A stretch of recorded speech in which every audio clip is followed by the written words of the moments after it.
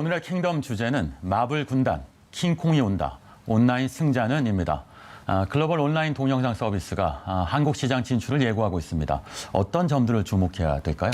왜 저희 인터넷 처음 시작할 때 야후도 있었고 뭐 네. 네이트도 있었고 정말 많은 포털들이 있었잖아요. 다 어디 갔나요? 네. 다 어디 가는지 모르겠고 지금 몇 개들 정말 손가락에 뽑을 수 있는 포털들이 남아 있는 것처럼 아마 향후 몇 년간은 정말로 많은 다양한 OTT 서비스들을 우리가 플랫폼들을 만나보게 될 듯합니다. 그러나 아직은 경쟁 중이기 때문에 아마 한 10년 정도 지나면 이 중에 몇 개가 남아 있을까 좀 바라보시면 될 듯한데요. 네. 가장 중요한 거는 이제 소비자들에게 이득이 돼야 된다. 이들이 경쟁함으로써 아직은 좀 이렇게 구독 비용이 높다라고 생각하시는 분들도 있는데 신규 어떤 OTT 플랫폼들이 등장하면서 지금 가격은 조금씩 낮춰가고 있거든요. 두 번째는 뭐냐면 이제 우리 내수 시장 활성화에 얼마나 도움이 되는가라는 부분을 좀 주목해서 보시면 결국 남은 승자는 우리에게도 도움이 되는 승자이길 바라는 그런 마음입니다. 네. 네.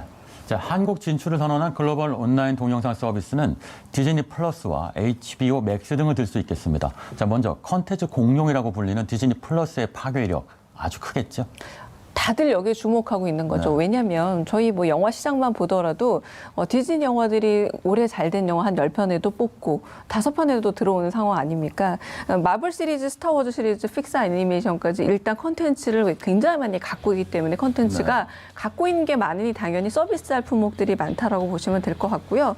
이제 무엇보다 이제 코로나19 영향으로 인해서 많은 OTT 업체들이 제자리를 잡는데 시범 기간이 좀 줄어들었다라고도 볼 수 있겠습니다.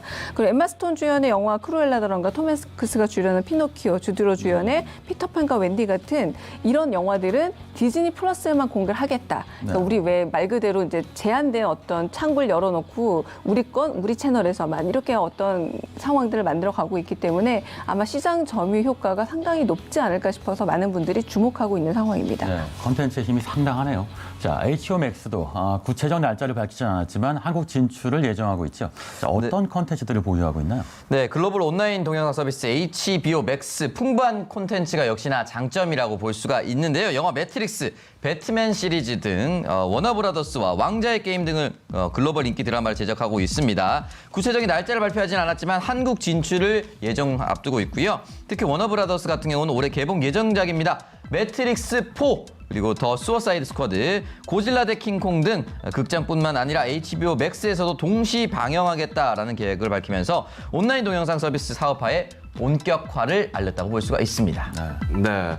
제가 또 이 연예 뉴스 같은 경우는 빨리빨리 캐치를 하지 않습니까? 네. 자, 이민호 배우가 지금 애플 TV 플러스 오리지널 컨텐츠 제작에 지금 참여하고 있다. 이런 소문을 제가 들은 것 같은데요. 네, 맞습니다. 이 배우 이민호 씨가 윤여정 씨 그리고 정웅인 씨죠. 애플 TV 플러스 오리지널 콘텐츠 파친코를 촬영 중에 있다라고 알려졌는데요. 이 4대에 걸친 한국인 이민 가족의 이야기고 이민호 씨는 야쿠자와 인연을 맺은 상인 역할을 맡았다고 합니다. 작년 10월 한국 로케이션을 시작했고 캐나다에서의 촬영도 계획 중이라고 하는데요. 2019년 11월 애플 TV 플러스는 약 100여 개국 국가에 정식 출시를 하면서 한국은 제외시켜서 국내 소비자들의 볼멘 소리가 나왔었는데 드디어 만나볼 수가 있게 됐다라고 합니다. 현재 한국어 자막을 추가하고 있고요. 한국 진출이 지금 확정적이기 때문에 기다렸던 한국 팬들에게는 희소식이라고 볼 수가 있겠죠. 네.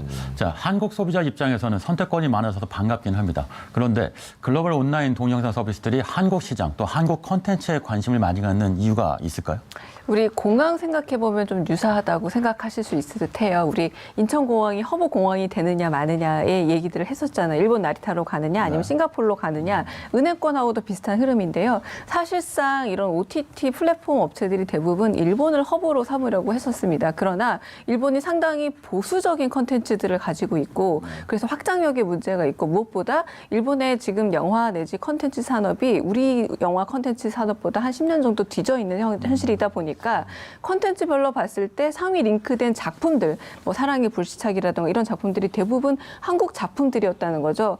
그러고 보니 굉장히 적극적으로 새로운 미디어를 소화해내기도 하고 새로운 어떤 콘텐츠를 계속적으로 제공하고 있는 국가가 한국이구나. 그래서 이 한국을 되게 중요한 시장이자 그리고 한편으로 시험대로서 다들 인식하고 여기로 몰려들고 있다라고 볼 수 있겠습니다.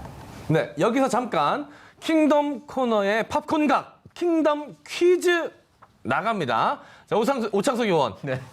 OTT가 뭐의 약자인지 아십니까? 아까 시작 전에 나왔었어요. 나왔나요? VCR의 오버 더 탑이라고 네. 시작 전에 나왔습니다. 코너 시작 전에.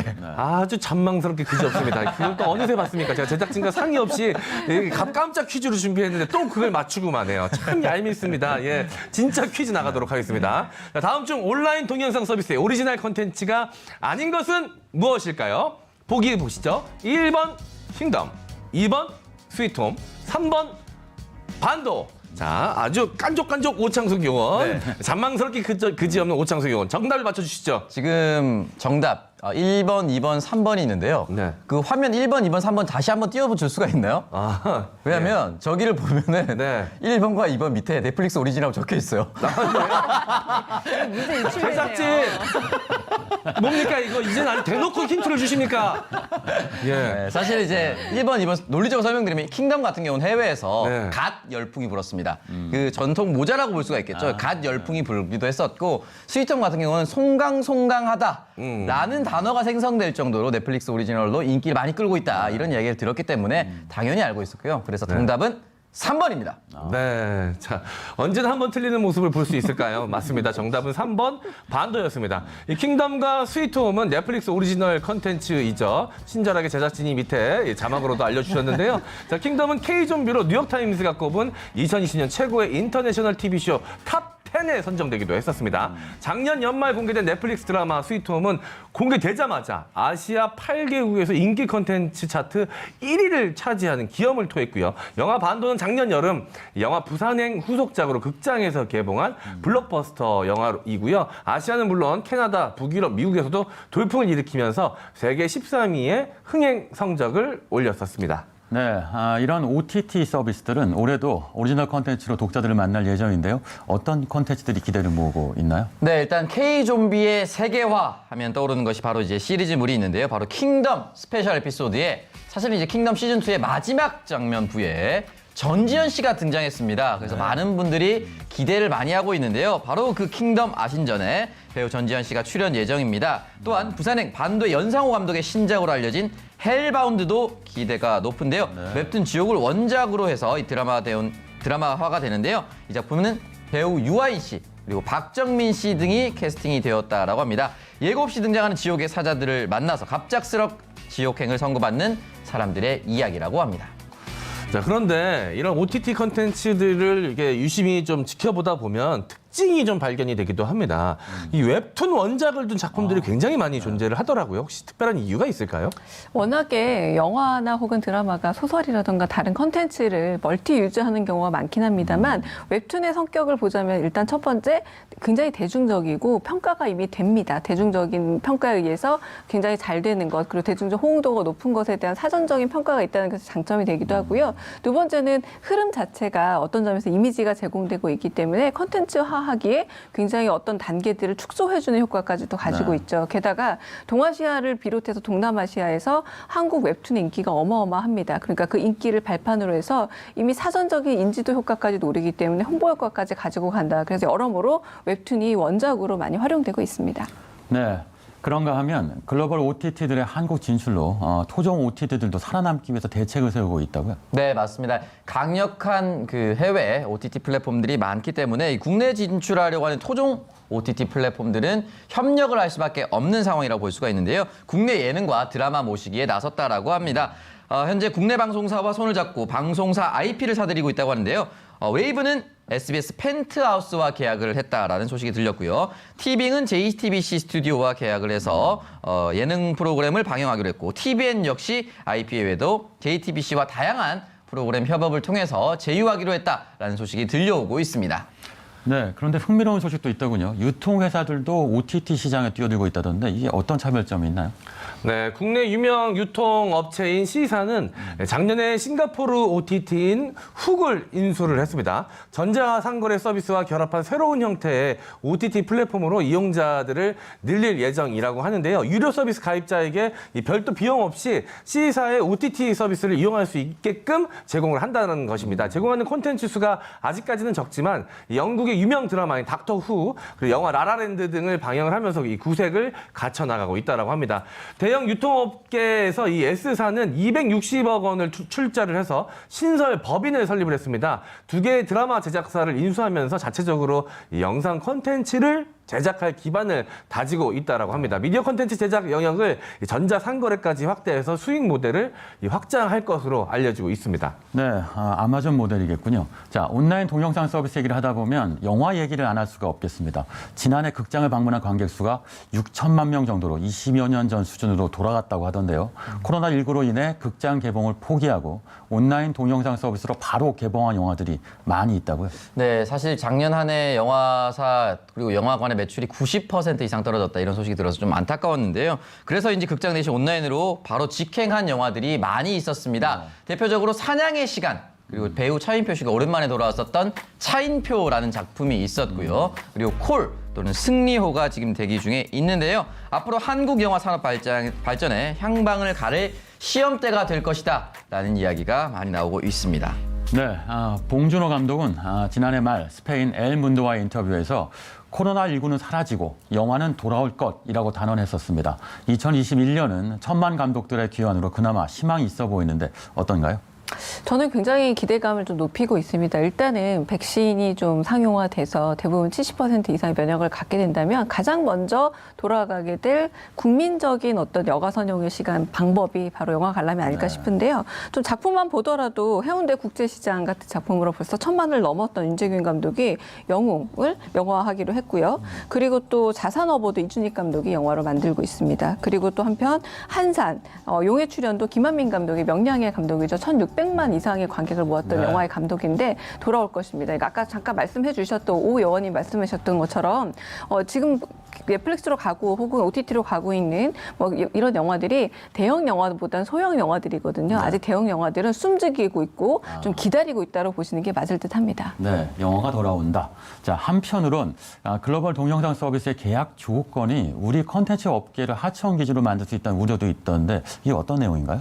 한편으로는 워낙에 그 컨텐츠를 제공만 하고 여기에서 계속해서 여러 수익 모델들이 있는데 그냥 제공하는 데서 끝난다면 우리 업계에 좀 타격을 줄 수도 있지만 좀 반대로 보고 있습니다. 왜냐하면 이제 드라마를 제작사를 만드는 스튜디오 드래곤이라든가 이런 제작사들이 전통적인 을이 아니라 이제는 갑의 입지에 서서 어떤 OTT 플랫폼을 선택하느냐를 고민하고 있거든요. 그러니까 우리도 디즈니 컨텐츠처럼 강력한 컨텐츠를 만들 수 있는 드라마 컨텐츠 시장이 좀 더 활성화돼서 이제 이 부분에서 우리가 제공하는 쪽이 되면은 이런 우려는 좀 불식할 수도 있기 때문에 섣부른 우려보다는 좀 더 힘을 좀 강화할 수 있는 쪽이 가면 어떨까 싶습니다. 네, 컨텐츠와 플랫폼, 앞으로는 컨텐츠가 갑이다. 네, 글로벌 동영상 서비스들이 한국을 기지 삼아 플랫폼 전쟁을 벌이고 있습니다. 우리가 K 컨텐츠를 어떻게 발전시켜 나갈지 한 말씀 부탁드릴게요. 네, 강 교수님. 네.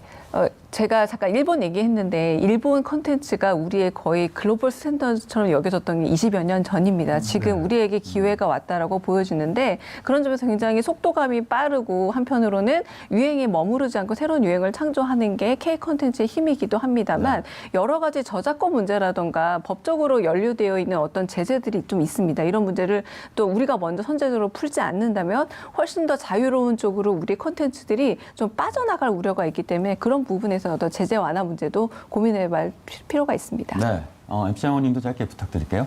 네, 사실 이제 기반부터 잘 다져야 되는데 저는 독립 영화들이 국산 OTT들을 통해서 좀 지원을 받고 공개가 되면서 좀 이렇게 무럭무럭 자라날 수 있는 자양분을 거기서 좀 얻을 수 있으면 좋겠다라는 생각이 듭니다. 이 좋은 영화들은 어디서든 많이 볼 수 있는데 이 독립 영화들이나 단편 영화들 같은 경우는 오히려 볼 기회가 없는데 한국의 그런 영화들을 좀 육성해낼 수 있는 프로그램을 OTT가 또 담당할 수 있다면 그것 또한 또 미래를 바라볼 수 있는 하나의 방식이지 않을까 생각이 듭니다. 네, 오창성 의원. 네, 저는 뭐 미생이란 작품 갑자기 생각이 나는데요. 웹드라마로부터 시작을 해서 케이블 방송에서 정착을 했습니다. 근데 지상파 방송에서는 거절당했어요. 아직까지도 이 소재를 한정적으로 받아들이는 지상파들이 좀 더 각성을 해야 되는 것이고요. 웹툰과 웹소설, 다양한 것을 받아들일 수 있는 이 수용적 자세가 K 컨텐츠의 미래를 좀 더 밝게 만들 것이라고 생각합니다. 알겠습니다. 자, 오늘 마블 군단 그리고 킹콩이 온다 온라인 승잔을 주제로 얘기해봤습니다. 오늘 킹덤 어록 이렇게 제시해 봅니다. 글로벌 OTT 전쟁이 커질수록 K 컨텐츠의 체력은 더욱 강해질 것이다. 여러분도 한 번쯤 생각해보는 시간을 가졌으면 합니다.